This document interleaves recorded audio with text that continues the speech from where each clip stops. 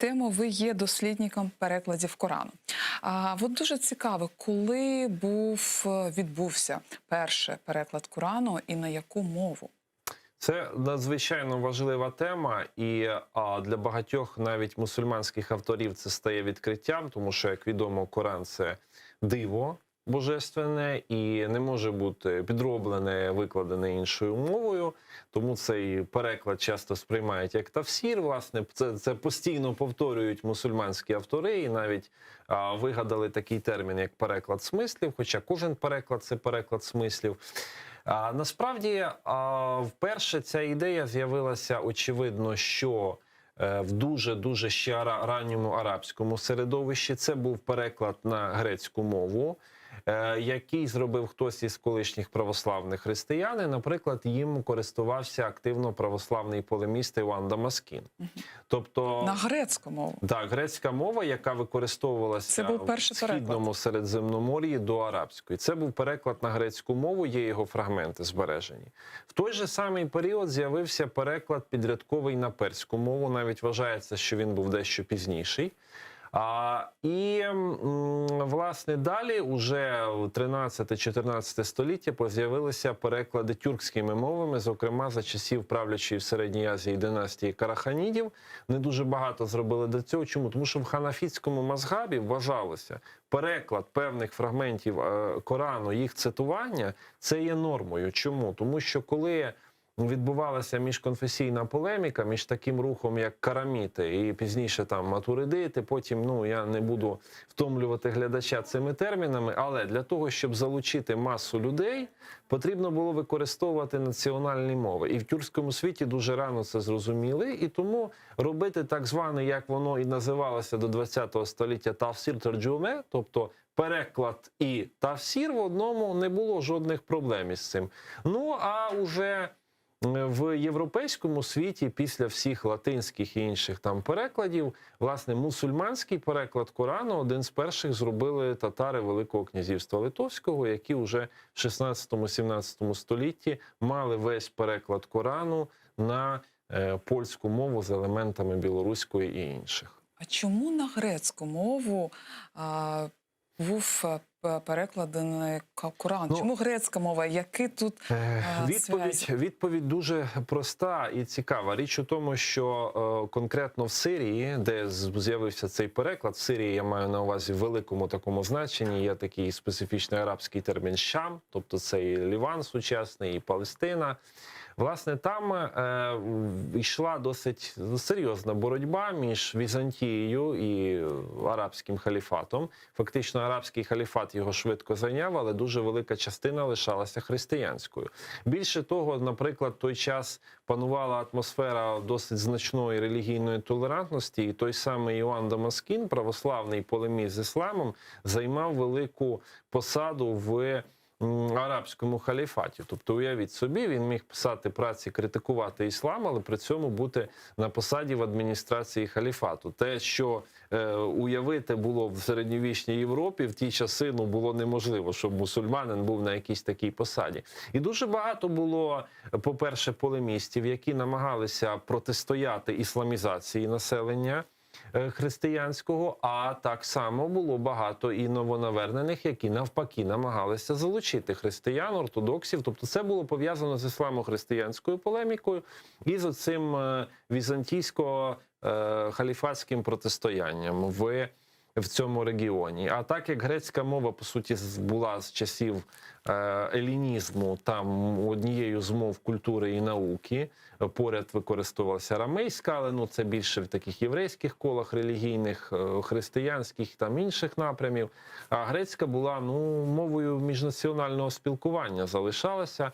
Тому цей переклад, серед таких вищих прошарків населення, тому є цей переклад, і дуже цікавий він вивчений. Тобто, ще можна навіть сказати, що це була одна з перших європейських мов, наскільки грецький діалект тих часів можна вважати європейським. І тому, чи це був мусульманський переклад, чи ні, полеміка йде на це питання, але швидше за все це був хтось із православним таким бекграундом, і причому переклад цей почав виконуватися на зламі 8-9 століть.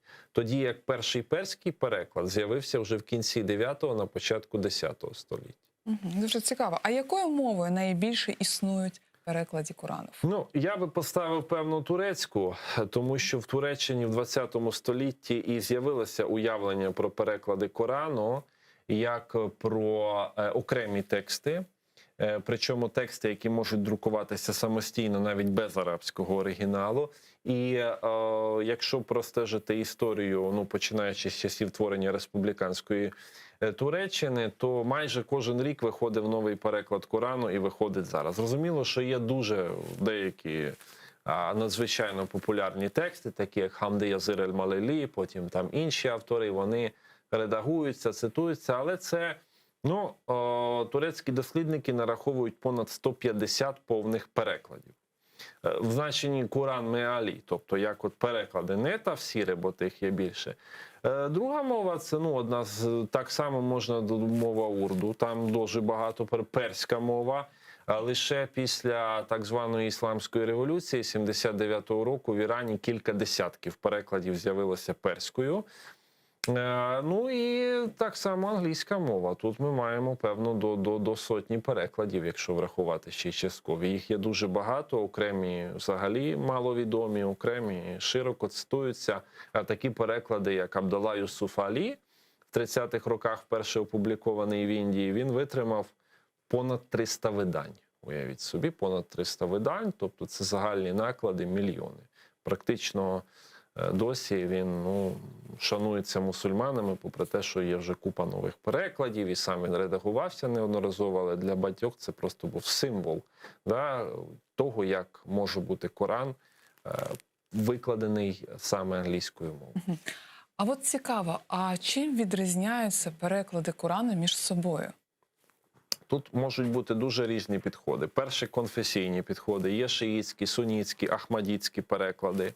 Навіть серед сунітські, шиїтські, тобто це як? Який там? Тобто там, наприклад, ну, відповідно використовуються тавсіри деякі, там можуть використовуватися тавсіри інші. Наприклад, аят Вуду, так? В всіх практично шиїтських перекладах написано, власне, про те, що треба робити масх, тобто це протирання ніг, а в всіх сунітських перекладах написано, що треба робити омовіння, тому що там є, ну, можна, два є варіанти розуміння цього аяту. Це 6-й аят 5-ї сури Аль-Маїда.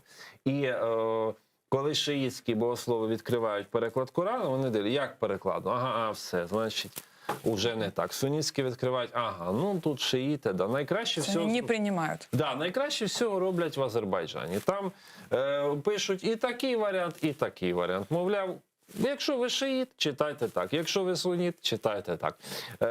Це лише один з маленьких фрагментів. Є переклади так само мусульманські, не мусульманські.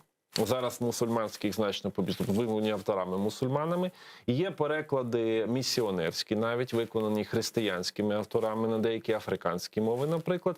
Та і навіть російською мовою був переклад Гордія Саблукова, який очолював місіонерське товариство і в Казані. І він був орієнтований, ну, певною мірою на християнізацію мусульман. Тому такого є багато. Не кажучи вже про різність підходи. Десь багато коментарів, десь мало коментарів. Десь виконаний з оригіналу, десь без оригіналу. Хтось використовує архаїчну мову, хтось використовує мову сучасну. Тобто є, ну, мабуть, десятки різних підходів, які там, і навіть якусь вивести одну класифікацію дуже складно. А що можна сказати про сучасні переклади?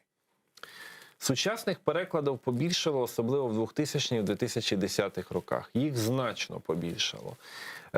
Наприклад, на теренах пострадянського простору абсолютно був такий бум на перекладі в 90-х і бум на переклади в 2000-х і в 2010-х.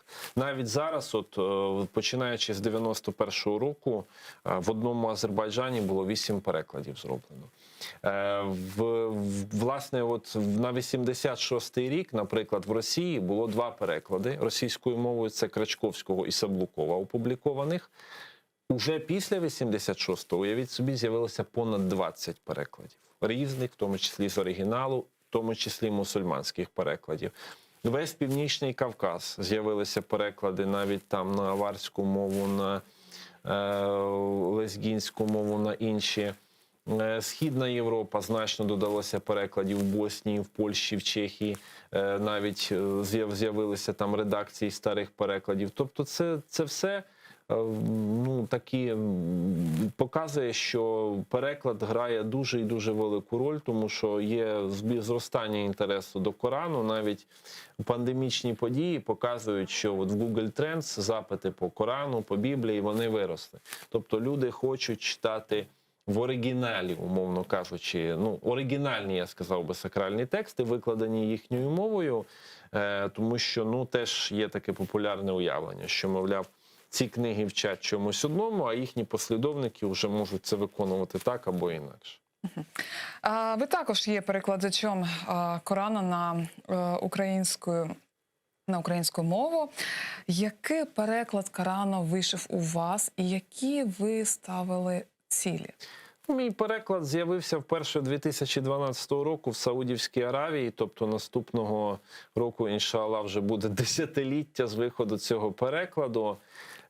Це був переклад, виконаний на основі мусульманської екзегетики, на основі таких традиційних сунітських підходів.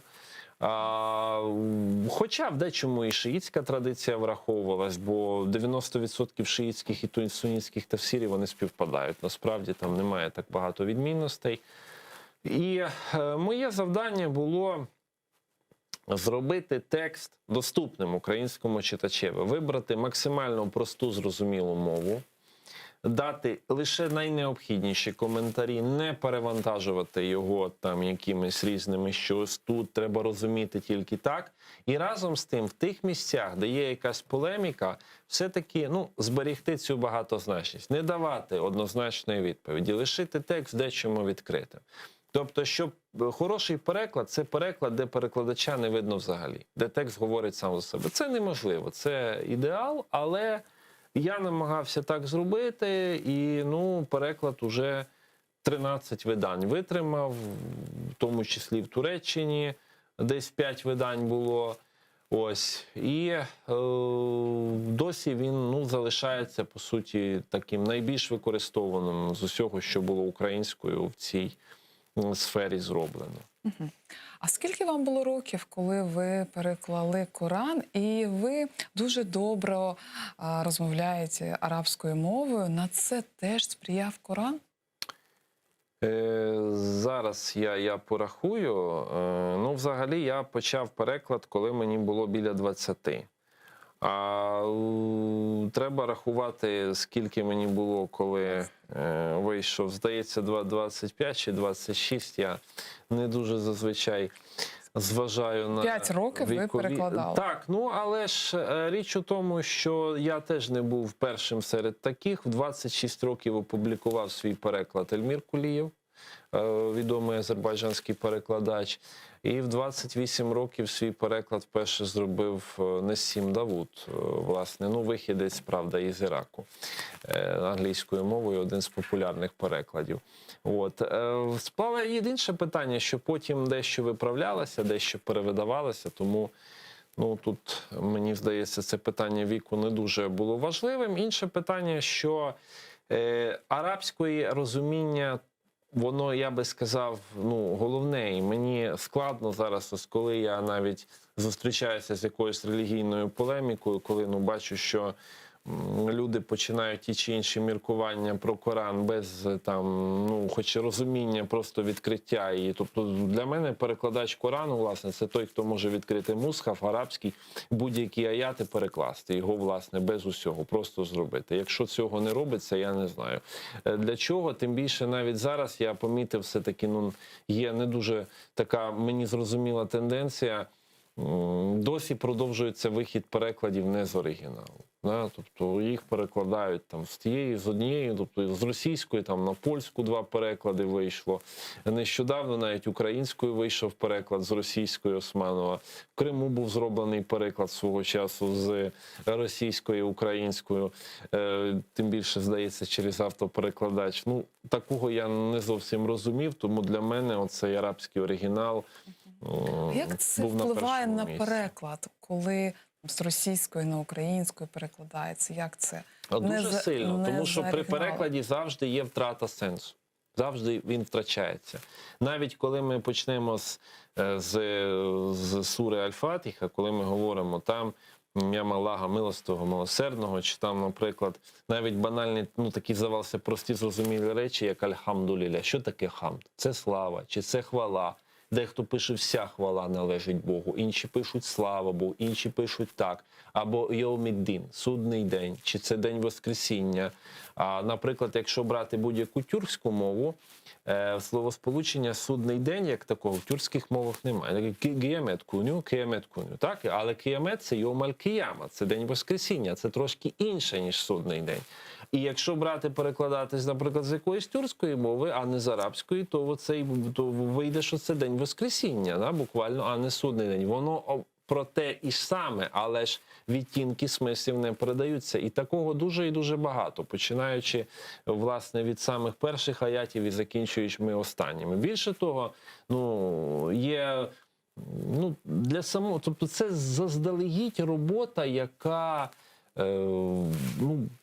несе, в якій однозначно будуть проблеми. Тобто, якщо так, як в мусульманській традиції говориться, кожен, хто робить ідждігад, індивідуальне якісь зусилля, да, він може бути правий, бо навіть якщо він помилиться, його зусилля будуть віддячені. Але якщо людина почне перекладати не з оригіналу, перекладається такий коранічний текст, і виникають якісь помилки, то їх важко вибачити. Чому? Тому що вони від початку мали там бути, бо людина розуміє, що вона працює не з оригіналом, тобто немає належної кваліфікації. І те, що було там на початку ХХ століття нормальним, так? По-російськи перші переклади були не з оригіналу, польські переклади були, багато інших, навіть англійські з французької робилися. Але ж зараз, тим більше для мусульманських видавців, зараз для мусульманської традиції, в першу чергу, переклад з оригіналу, бо вимоги, які висуваються до перекладача Корану, вони такі ж самі, як до тлумача, муфасіра. А як може людина тлумачити Коран, не знаючи арабської? Це абсолютно дивна річ, тому... І, на жаль, я дивлюся, що перекладачі працюють. У мене є хороший мій знайомий, до речі, польський татарин, Муса Чахоровський, він опублікував свій переклад, але зробив його з російського перекладу Караоглифа Зиля, який був зроблений з турецького перекладу. І, давали поради йому, що, можливо, все-таки якось ширше використати. Тому це така полемічна річ і буде викликати критику. А що було для вас складним? Коранічні тексти, вони дуже складні. Вони з одного боку складні, з іншого боку вони прості, тому що в Корані сказано, що він написаний ясною, простою мовою для людей, які розуміють, але природньо тих, які розуміють арабську. Для мене, зараз не так легко повертатися на той час назад, просто оскільки щодня доводиться працювати з різними перекладами. Я особисто бачу, що перекладач в першу чергу дбаєш про читача. От як читач, да? Що читач скаже?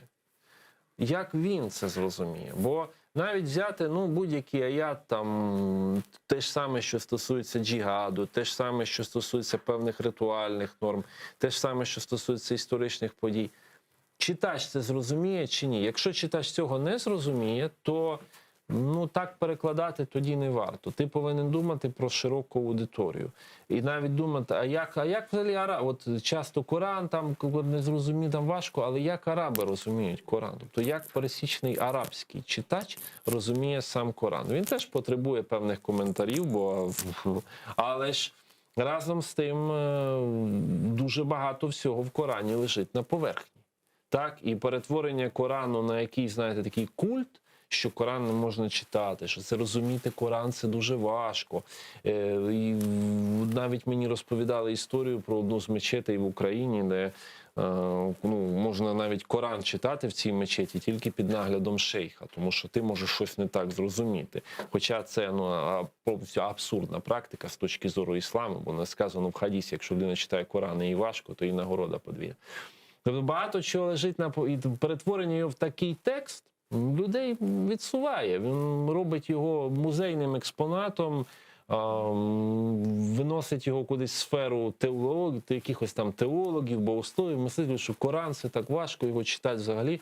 Ні, насправді якраз і була орієнтованість на щоденне, якщо не читання в ті часи, то на прослуховування Корану. Для цього існували спеціальні читці Корана, яких запрошували. І Коран є складовою не лише релігії як такої, а є складовою культури. І він ще величезною літературною пам'яткою з зразком арабського красномовства.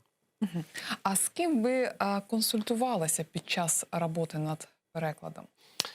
Ще в ті часи, власне, у мене був дуже добрий приятель, він викладав тоді в Мединському університеті, шейх Ахмад Чаркаві, випускник відомого Аль-Азгару, і він зараз працює в Аль-Азгарі на факультеті Тавсіру. А керував тоді проєктом Валід Аль-Амрі, зараз працює в Тайба, в університеті Тайби в Медині, і він, власне, має свій переклад Корану англійською, вже завершує його. Ми з ним комунікували по багатьом питанням. Також дуже велика допомога була тоді від такого Абдурахіма Фан'янбаді, це, власне, в центрі короля Фахду з видання Корану, керівник відділу перекладів, вже він в поважному віці, але він є поліглотом, він знає понад 20 мов. І я був, неодноразово розповідаю цю історію, коли я привіз йому одну з своїх книжок українською і показав йому, він відкрив, почав читати і спокійно перекладати, бо він слов'янські мови непогано розумів. Тобто це для мене було щось. Не кажучи вже про консультантів тут, українських філологів і інших. Але відповідальність за цю всю працю на всі 100% несу я як перекладач. Оце головне. А критикували вас? Було таке? Абсолютно. Є певні рухи в ісламі, які взагалі не сприймають перекладів. Вони вважають, що всі перекладачі Корану – це взагалі зло, і Коран можна читати тільки під керівництвом їхнього шейха, і одна релігійна група в Україні взагалі, яка називається Аль-Ахбаш, тобто хабашити, для них переклади Корану – це саме словосполучення переклад Корану – це вже куфр, але це маргінальна група, яка виникла на такому, як неорелігійний рух, і не сприймається в самому ісламському світі. Тобто на ці речі можна не зважати взагалі. Але коли переклад видавався, наприклад, Асоціацією мусульман України, потім так само Духовним управлінням мусульман України Діанетом Турецької Республіки, то відповідні рецензенти давали зауваги і змістовні, так? Тому, я би сказав, останнє видання десь відсотків на 5-7 відрізняється від першого. Але не більше. Тобто вони були, і такого не може бути, щоб їх не було. Це було б дивно, якби хтось оголосив там свій текст, абсолютно досконалим. Можливо, ще в перспективі ще якісь будуть. Тобто ці речі абсолютно є нормальні, і кожен текст уже перевидаючись, він живе окремою історією, навіть окремо від свого автора чи перекладача. А хто віддавав, хто займався відданням Корану? Ви сказали, що було 13. Хто вам допомагав, хто віддавав? Перше видання було здійснене в Саудівській Аравії, в Медині в 2012 році, і воно досі є, наприклад, в мечеті Пророка в Медині, де воно роздається прочанам. Ці роки, зрозуміло, хадж обмежений, хоч умра відкрита, і неодноразово навіть прочани з України, хто їхав на хадж чи умру, його отримували. Потім виходив він тут, було комерційне видання в видавництві «Основи», а далі вже видавався він мусульманськими організаціями різними, і в Туреччині було десь до 5 видань.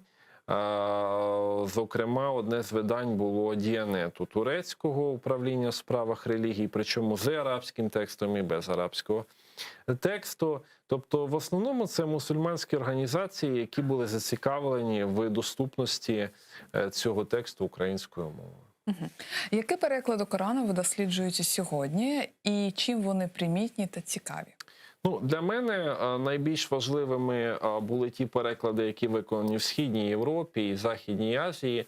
Зокрема, дуже цікавлять мене переклади на тюркські мови різні, їх багато з'явилося і вони є дуже цікавими. А наразі я працюю над дослідженням одного з відомих англійських перекладів Корану, авторства Такіуддіна Аль-Хілялі і Мухаммада Мухсіна Хана.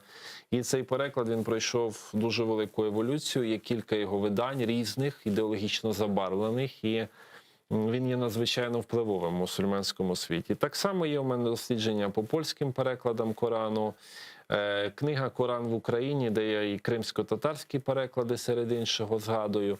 Тобто це в основному або переклади опубліковані в Східній Європі, або ті переклади, які видані певними інституціями мусульманськими і мають важливість далеко за межами тих місць, де вони були видані, так як в Саудівській Аравії чи в Туреччині. Угу. А скільки існують перекладів Корану кримськотатарською мовою і чим вони цікаві? Особисто мені відомо 2 повних переклади і 1 частковий. 1 частковий Джуст Амма, здається, з турецької мови, і 2 переклади, власне, Різи Фазіла і Закіра Куртнезіра і Сейда Дізена, які виконані переважно з узбецької мови і з, власне, турецької мови. Чим цікаві ці переклади? Ну, Різа Фазила переклад, він був з узбецької, шейха Аляддіна Мансура був такий узбецький переклад. Шкода, покинув цей світ шейх Аляуддін цього року, рахімахуллах. І він взагалі зробив переклад 7 мовами.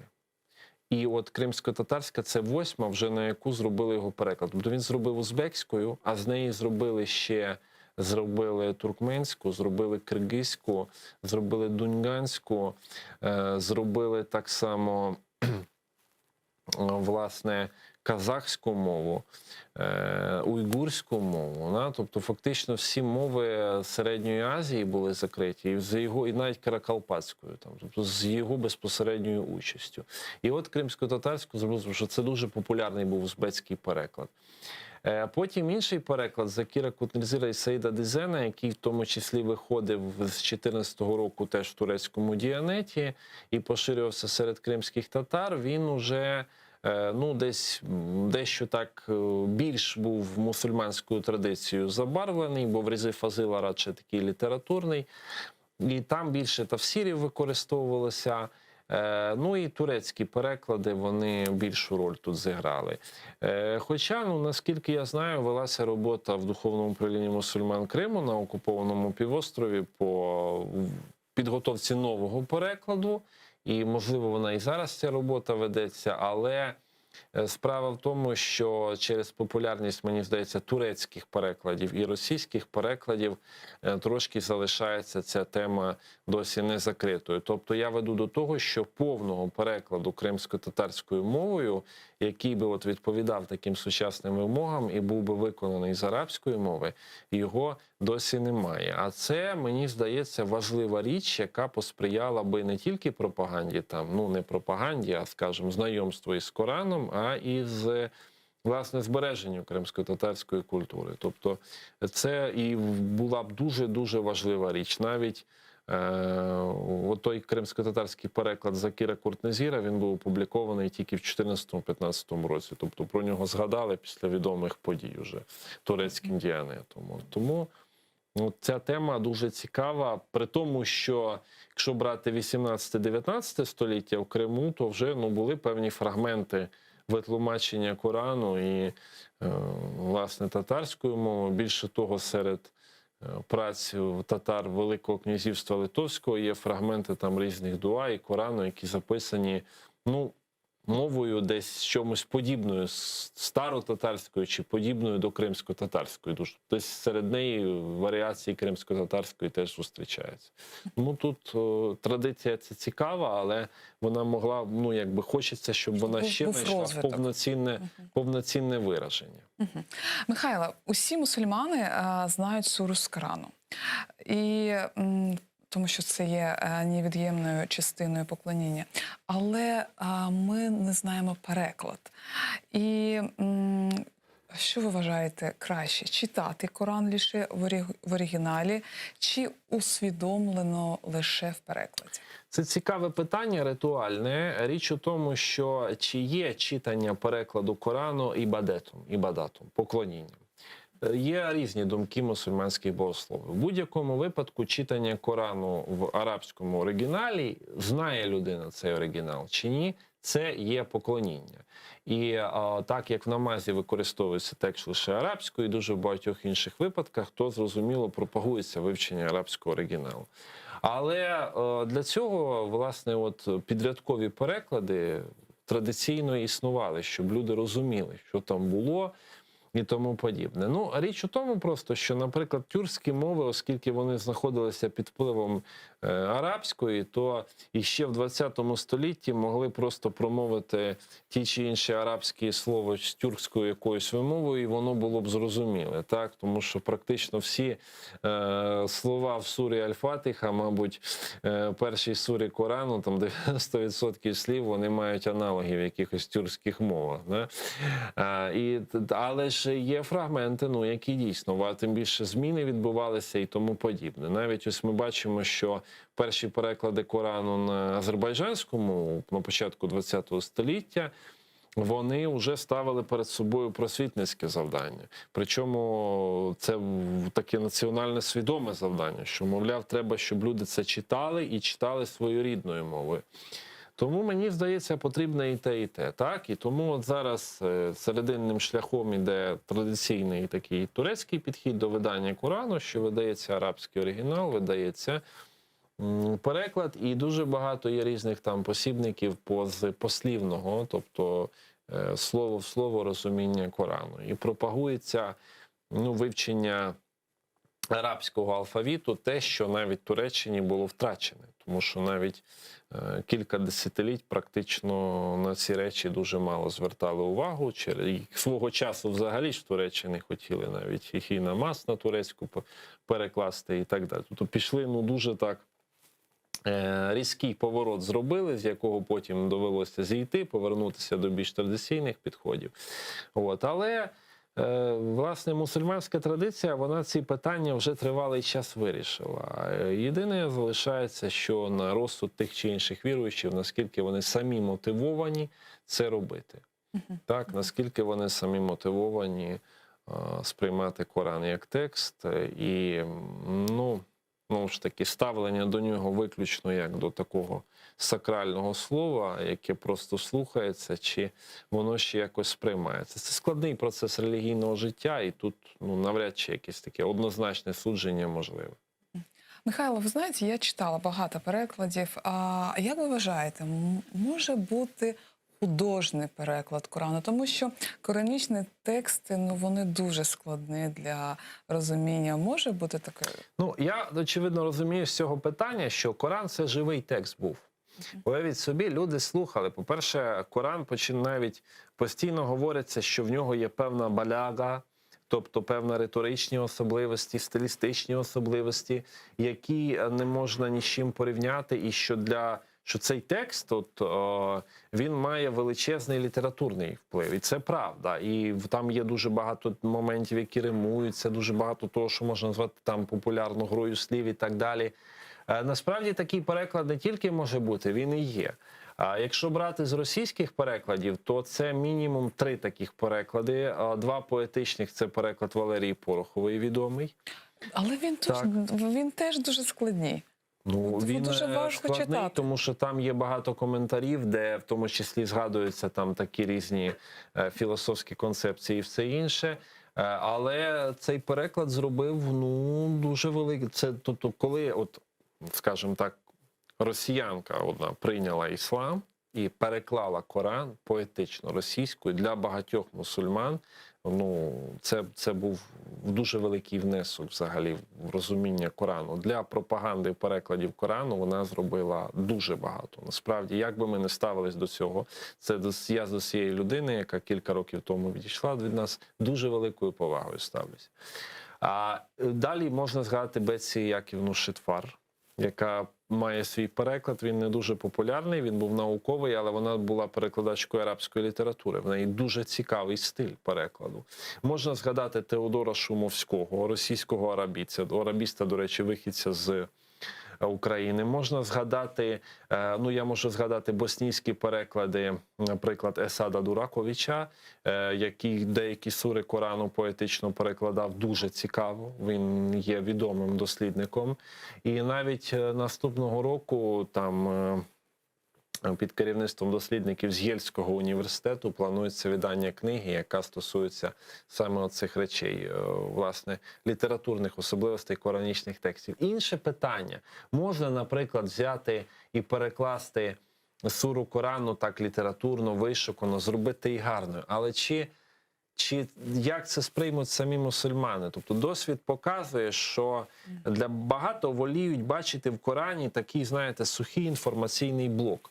Суто граматичний текст, який позбавлений емотивності. Наприклад, російський переклад Кулієва дуже популярний, але він позбавлений емоцій.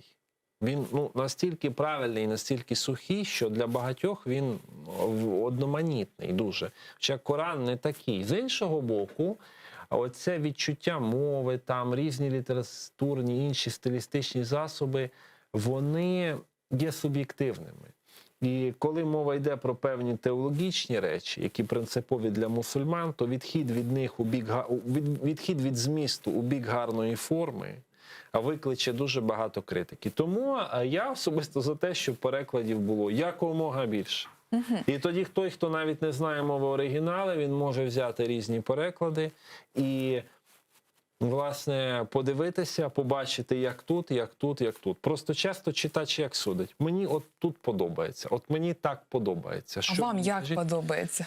Мені подобається так робити, щоб переклад все-таки відображав оригінал, але щоб це була, як правило, мова, нормальна для сприйняття. В мене, якщо порівняти кількість різних навіть знаків оклику в перекладі, розбиття наречення, насиченість стилю, я намагався все-таки його наситити. Не робити це штучно, але ті ж самі меканські сури Корану, я не знаю, як їх можна просто сухо перекладати слово в слово, коли кожна з них – це літературний шедевр.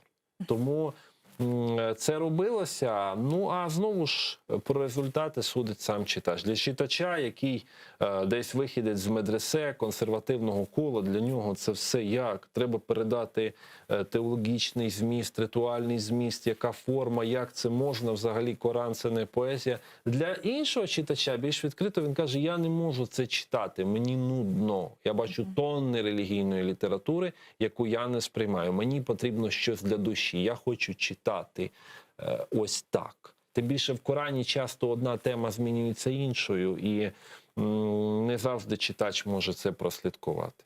А я, в свою чергу, раджу прочитати ваш переклад Корану на українську мову. Він дійсно дуже цікавий і художній. І я вам дякую за таку цікаву розмову і бажаю вам успіхів в такої важливої праці. Дуже вам дякую.